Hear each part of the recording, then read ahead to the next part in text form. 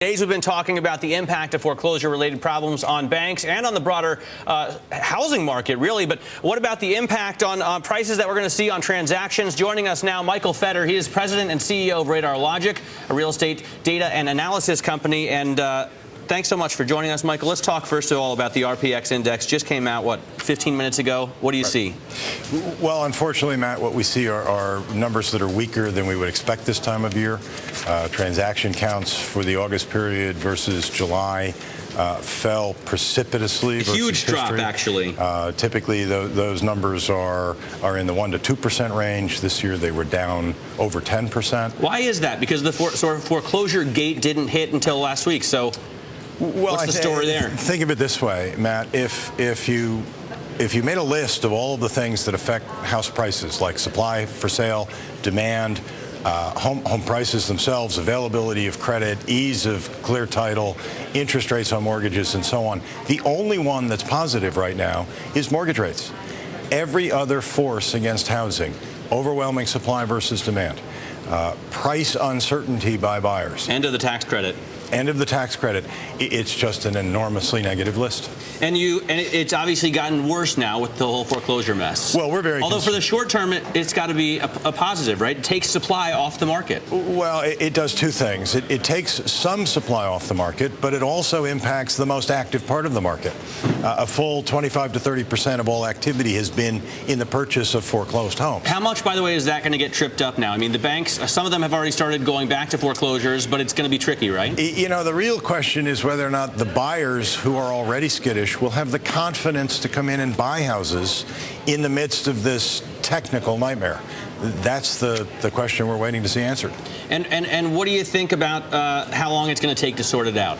You know, I'm not sure. I think if you consider it, there are hundreds of thousands, approaching millions of foreclosures. There are a lot of documents.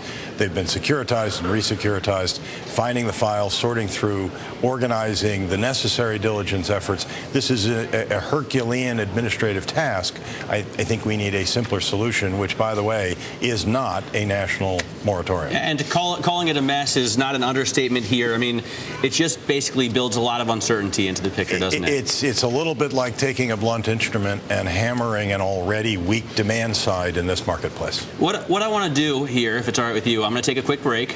I'm going to hold you here, and I want to, on the other side of the break, have you explain your solution to the housing mess, something that we've been talking about for months and months, but I mention it sometimes on the air. I want to hear it from you. I'm going to take a quick break here. Stay with us. We're going to talk more after the break with Michael Fetter from Radar Logic. All right, we are back with Michael Fetter, the president and CEO of Radar Logic, a real estate data and analysis company. You basically live and breathe this stuff, and you've been thinking about foreclosures for a long time. You have a solution that makes a lot of sense. I try and explain it to Carol all the time, and I'm not so good at explaining it, so why don't you explain it for us? Well, let me try quickly. The idea is that all the solutions that have been proposed into the marketplace to begin to ease the burden of foreclosed supply have been either forcing lenders to take huge losses on the loans that are in default. Which they clearly don't want to do. Which they clearly don't want to do. And let's not forget that the federal government, unless they're successful putting them back to the originators, is the largest holder of such loans. We are a lender. We don't want to take a hit. They're all debt for debt. What we think really needs to happen is that there needs to be created a vehicle through which you can attract equity into the housing market, even for those homeowners who are in some distress. And the way we think to manage that is to create a vehicle or a series of vehicles through which a defaulted homeowner could stay in their house, gets an equity injection from an institutional investor or the government or the lender, and gives up in exchange part of the appreciation. So you have in effect, a call on the forward appreciation in housing being sold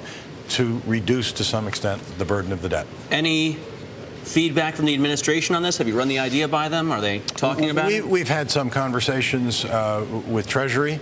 Our understanding is, in fact, and Congressman Miller from California has recently introduced legislation to this effect, that there's going to be an attempt at running some private sector pilot programs to see if this can be done on a loan-by-loan basis.